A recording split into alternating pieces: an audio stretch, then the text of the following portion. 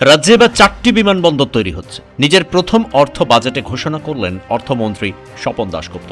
এই 4টির মধ্যে 3টি বিমানবন্দর হতে চলেছে যথাক্রমে পুরুলিয়া, বালুরঘাট ও মালদায়। আরেকটি বিমানবন্দর কোথায় হবে সেটি নিয়ে আলোচনা চলছে। আজ অর্থমন্ত্রী স্বপন দাশগুপ্ত ও মুখ্যমন্ত্রী শুভেন্দু অধিকারী দুজনেই জানিয়েছেন, কলকাতার কাছের এই বিমানবন্দরটি তৈরি করার জন্য প্রথম পছন্দের জায়গা কল্যাণীর কাছাকাছি কোনো অঞ্চল। যদি সেখানে 1000 থেকে 1500 একর জমি শনাক্ত করা যায় তাহলে কল্যাণীর কাছেই একটি বড় মাপের বিমানবন্দর তৈরি করবে রাজ্য সরকার। একই সঙ্গে কলাইকুণ্ডা ও হাসিমারাতেও বিমানবন্দরের জন্য অতিরিক্ত জমি বরাদ্দ করা হবে বলে জানালেন অর্থমন্ত্রী।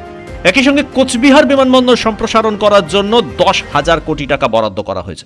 অর্থমন্ত্রী জানিয়েছেন, গোটা রাজ্যের প্রায় বেশিরভাগ জেলাতেই ছোট বড় বহু পর্যটন কেন্দ্র রয়েছে, তাই বাংলাকে আরও বেশি পর্যটন প্রিয় রাজ্য হিসেবে তৈরি করতেই অতিরিক্ত বিমানবন্দর তৈরির ভাবনা।